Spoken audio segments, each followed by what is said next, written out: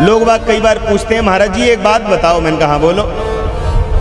बोले महाराज जनक की ये प्रतिज्ञा थी कि जो भी धनुष को उठा लेगा, प्रत्यंचा चढ़ा देगा, हमारी पुत्री का विवाह उसके संग होगा। बिल्कुल ठीक। मैंने कहा जी ठीक। तो महाराज क्षमा करना, वो ठीक है कि 10,000 राजा, भाई इस चौपाई का सीधा सीधा अर्थ तो यही है कि भूप सहस 10 एक ही 12, सहस्र माने 1000, 10 माने 10, 10,000 राजा एक संग लग गए लेकिन किसी से धनुष नहीं उठा। तो यही अर्थ है। तो हम पूछना चाहते हैं, वो चलो ठीक है नहीं उठा, लेकिन यदि 10,000 राजा मिलकर धनुष को उठा देते तो जानकी का विवाह किसके संग होता?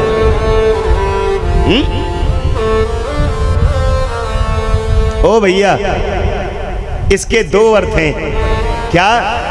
बोले पहला अर्थ तो यह है कि भूप सहस 10 एक ही 12,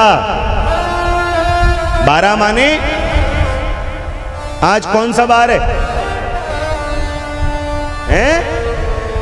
सोमवार। और कल कौन सा बार है? फिर बुधवार, फिर गुरुवार। ये बार होते हैं या नहीं? ऐसे ही भूप सहस 10 एक ही 12, जैसे एक बार होता है, पूरा दिन को एक बार बोलते हैं। 10,000 राजा एक बार में लगे, एक दिन में लगे, लेकिन उठा नहीं सके। एक तो ये अर्थ है। और दूसरा, बोले गांव में पहले बड़े बूढ़े बाबा कहानी सुनाते थे ना, वो तो भला हो इस मोबाइल का आजकल बुजुर्गों की कहानी सुनने को बंद हो गई है, सुनने को मिलती नहीं है। पहले जब मोबाइल नहीं होते थे, गांव में बड़े बूढ़े चौपाल पर बैठ जाया करते थे, फिर सारे बालक, फिर जो कहानियां चलती थी हैं। अब कहाँ होती है कहानी? तो उस समय बुजुर्ग सुनाते थे। बोले एक बार की बात है, एक बार ऐसा हुआ था। कोई भी कहानी सुनाते समय हम कहते हैं ना एक बार भूपति मन माही, एक बार त्रेता जुग माही। तो ऐसे ही मानो तुलसीदास जी संकेत करना चाहते हैं, ये धनुष कोई साधारण धनुष नहीं है। तो फिर बोले भूप सहस 10 एक ही 12, वो एक बार की बात है। देखो ये धनुष भगवान शंकर ने रावण को दिया था, ध्यान से सुनना।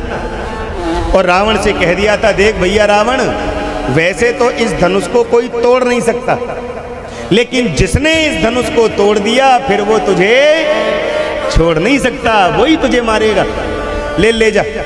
पर सुन, इस धनुष को बीच में कहीं रख मत देना, क्योंकि बीच में अगर कहीं रख दिया रास्ते में तो फिर ये तुमसे उठेगा नहीं। इसीलिए यहां से ले जा रहे हो, कहीं ऐसी जगह छुपा देना। अब तो महाराज रावण लेकर के चला। अब जैसे ही रावण लेकर के चला, देवराज इंद्र घबराए।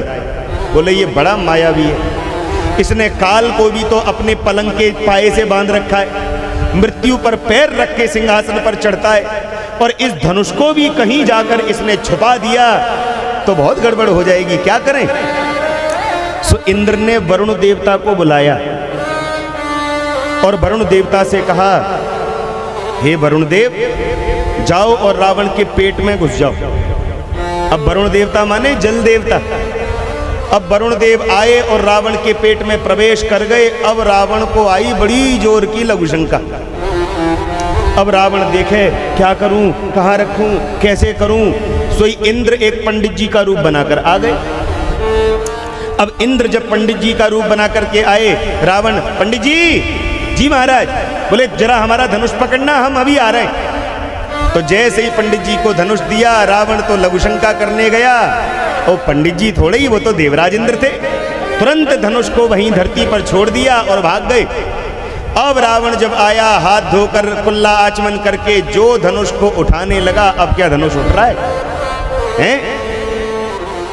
और धनुष जब उठा नहीं तो एक राजा है, नाम है जिसका सहस्त्रबाहु। सहस्त्रबाहु नाम क्यों है? बोले इसकी 10,000 भुजाएं हैं, इसके 10,000 हाथ हैं। तो रावण ने कहा, अरे भैया सहस्त्रबाहु, जरा हमारी सहायता करवा दो, थोड़ा सा ये धनुष उठवा दो। बोला लाओ, करा देते। तो उसी धनुष में सहस्त्रबाहु भी लग गया और 10 माने दशानन भी लग गया। और ये उस समय की बात है जब एक बार भूप सहस माने सहस्त्रबाहु, 10 माने दशानन, दोनों एक साथ लग गए थे, लेकिन फिर भी धनुष नहीं उठा था। तो तुम जैसे राजाओं से तो भला ये धनुष क्या उठेगा। प्रेम से बोलो जय श्री राम। भूप सहस 10 एक ही बारा, एक बार जब वो उठा रहे थे तो लगे उठावनी टरसी न टारा, उनसे टस से मच नहीं हुआ था। तुम तो छोटे मोटे राजा हो।